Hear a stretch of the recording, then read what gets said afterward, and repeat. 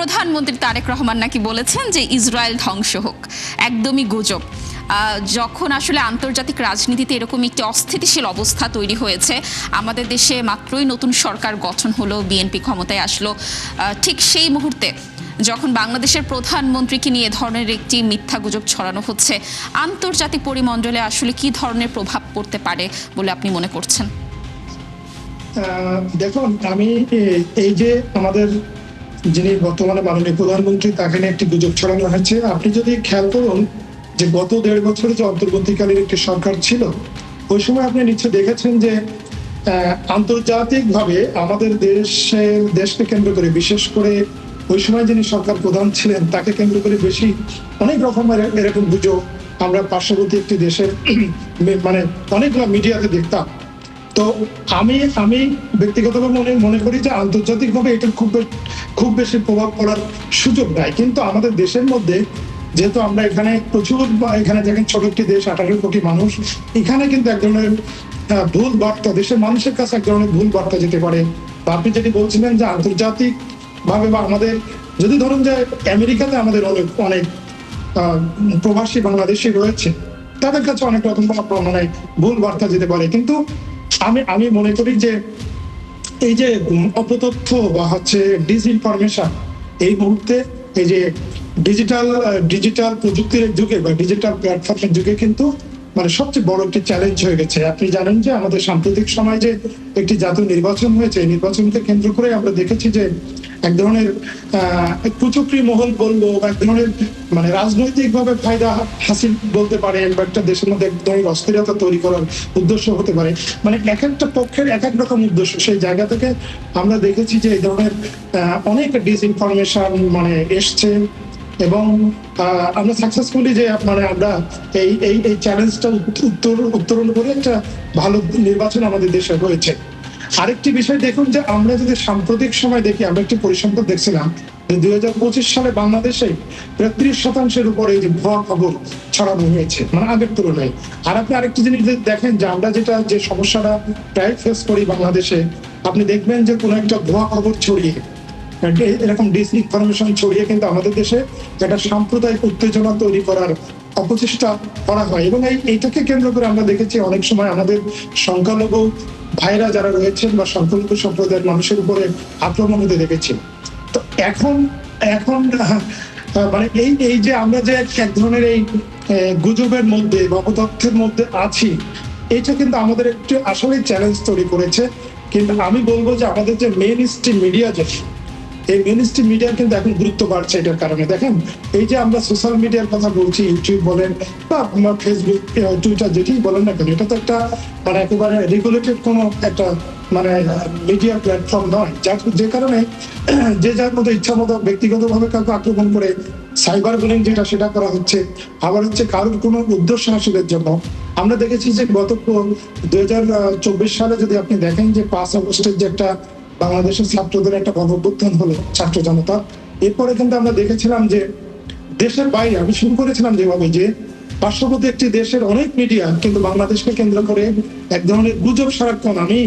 আমি গত 1.5 বছর এই মাননীয় প্রধান উপদেষ্টা যে প্রেস টিম ছিল, প্রেস টিমে আমি সংযুক্ত থেকে কাজ করেছি। আমি দেখেছি যে ওই প্রেস টিমের প্রতিদিন সারাদিন যেত এই গুজবগুলোকে মানে স্ক্যান করার জন্য, মানে প্রতিদিনই যদি আমরা দেখেছি যে প্রথম দিকে 2024 সালের 5 আগস্টের পরে প্রথম দিকে প্রতিদিনই প্রায় 10টা থেকে 15টা এরকম ইন্ডিয়া বিভিন্ন মিডিয়াতে গুজব ছড়ানো হতো। তো যাই হোক, এই গুজব কিন্তু এক পর্যায়ে ইন্ডিয়ান মিডিয়া কমে আসার মূল কারণ ছিল বাংলাদেশের মিডিয়ার একটা দায়িত্বশীল ভূমিকা ছিল।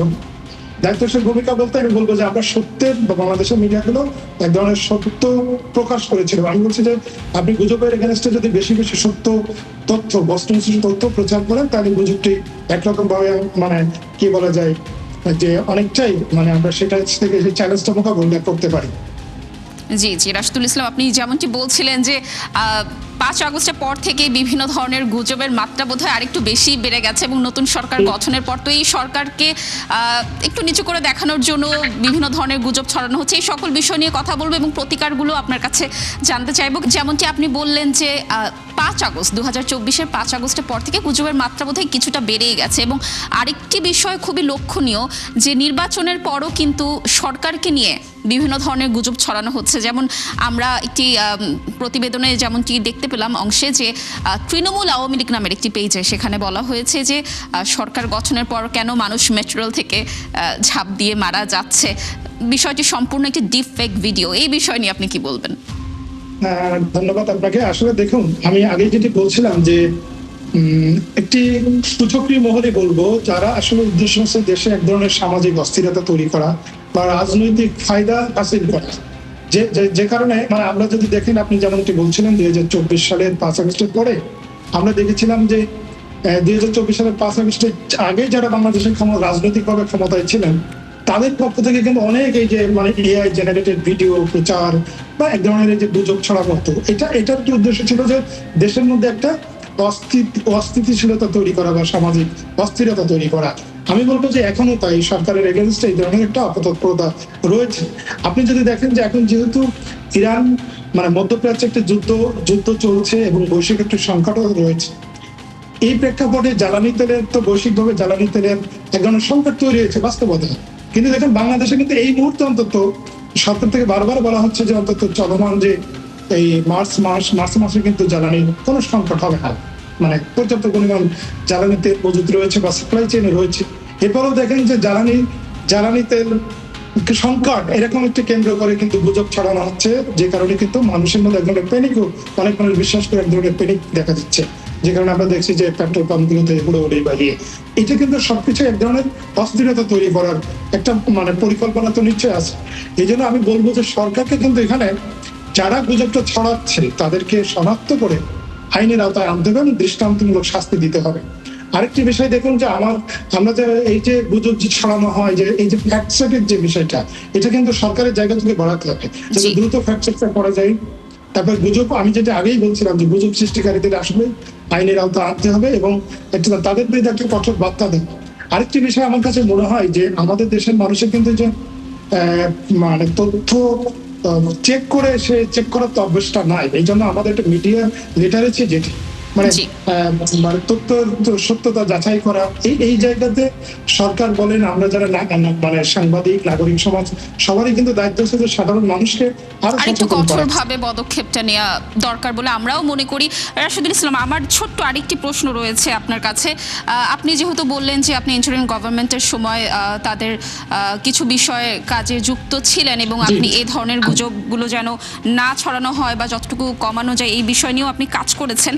নতুন সরকার গঠন হলো, নতুন সরকার আসলে এই গুজবগুলো ছড়ানো বন্ধের ক্ষেত্রে কি ধরনের আইনগত পদক্ষেপ নিতে পারে এবং আপনার জায়গা থেকে আসলে আপনি কি ধরনের সাজেশন দিতে চান যে এগুলো হলে হয়তো এই গুজবগুলো ছড়ানো কিছুটা হলেও আমরা বন্ধ করতে পারি? ধন্যবাদ আপনাকে। আমি যেটা আগেই বলছিলাম যে এই যে দেখেন আমাদের যে আইন, এখন যে বিদ্যমান আইন রয়েছে, আমি মনে করি এই বিদ্যমান আইনের যদি কোথাও মনে হয় যে এই আইনটাকে আরেকটু সংশোধনী হলে বা সংস্কার করা গেলে হয়তো এই যে গুজব যারা ছড়াচ্ছে তাদের বিরুদ্ধে কঠোর ব্যবস্থা নেওয়া যাবে, সেই জায়গাগুলোতে সরকারের কাজ করার প্রয়োজন রয়েছে। আরেকটি বিষয় যে সরকারের যে ইন্টেলিজেন্স এজেন্সি বলেন, পুলিশ থেকে শুরু করে যারা এটা শনাক্ত করার জন্য কাজ করবে, তাদেরকে যারা আরো ট্রেন আপ করা বা এই প্রযুক্তির জায়গাটাকে আরো ডেভেলপ করে যাতে সহজে এগুলোকে শনাক্ত করা যায়। আর আমি শুরুতে যেটি বলছিলাম যে ফ্যাক্ট চেক করতে হবে, কিন্তু মানুষের কাছে একটা গুজব যখন ছড়াবে সেটার কাউন্টারে যদি আরো সত্য যে বস্তুনিষ্ঠ সংবাদটি যেন আরো দ্রুত দেওয়া যায়। যেমন এই জ্বালানি সংকটের একটা যে বিষয়টি নিয়ে কিন্তু সরকারকে একদম আমি যেটি বলছিলাম যে যারা গুজবটি ছড়ায় তাদের তো একটা উদ্দেশ্য থাকে যে এটা এক ধরনের অস্থিরতা তৈরি করা বা এক ধরনের মানে সরকারকে এক ধরনের ঝামেলার মধ্যে ফেলানো। এই জন্য আমি মনে করি যে এই ফ্যাক্ট চেক বা প্রযুক্তির যে প্রযুক্তিকে ব্যবহার করার যে এই জায়গাতে আমাদের আরো ডেভেলপ করতে হবে। সরকারের যারা এটা নিয়ে কাজ করছে, বিশেষ করে ফ্যাক্ট চেকের জায়গা থেকে আমরা যাতে এটা কাউন্টারকে দ্রুত কিছু করতে পারি। জি, রাশেদুল ইসলাম, আপনার সাথে আরো কিছু বিষয় নিয়ে কথা বলার ইচ্ছা ছিল, কিন্তু আজ সময় স্বল্পতার জন্য আমাদের শোটি শেষ করতে হচ্ছে। নিশ্চয়ই অন্য কোনো পর্বে আমার আরও যে প্রশ্নগুলো রয়েছে আপনার সাথে এই বিষয়ে আলোচনা হবে এবং আপনি যেমনটি বলছিলেন যে সরকারের কিছু জায়গায় আরেকটু কঠোর হয়ে পদক্ষেপ নেওয়া উচিত, আমাদের ফ্যাক্ট চেকগুলো করা উচিত। নিশ্চয়ই সরকার এই বিষয়ে কাজ করবে। ধন্যবাদ রাশেদুল ইসলাম আজ একাত্তর টেলিভিশনে যুক্ত হওয়ার জন্য। দর্শক, এতক্ষণ আমাদের সাথে আলোচনায় ছিলেন এস.এম. রাশেদুল ইসলাম, সাবেক সাধারণ সম্পাদক, ইকোনমিক রিপোর্টার্স ফোরাম। দর্শক, আপনারা আছেন ফ্যাক্ট চেক নিয়ে ৭১-এর নিয়মিত আয়োজন ফেক নিউজ স্ক্যানারে। প্রতিদিন আমরা রিউমার দূর করতে হাজির হব ঠিক একই সময়ে একইভাবে। আপনারাও যুক্ত হতে পারেন। যে কোনো খবর যদি আপনাকে সংশয় ফেলে সেটির একটি স্ক্রিনশট আমাদেরকে মেল করতে পারেন fns.71tv@gmail.com অথবা ফেসবুকে যোগাযোগ করুন www.facebook.com/fake-news-scanner। আমরা সেই তথ্যের ফ্যাক্ট চেক করে আপনাদের জানাবো। চটকদার শিরোনাম দেখে ক্লিক করবেন না। বিশ্বাস আর প্রতিক্রিয়া জানানোর আগে ফ্যাক্ট চেক করুন। দর্শক, থাকুন ৭১-এর সাথে।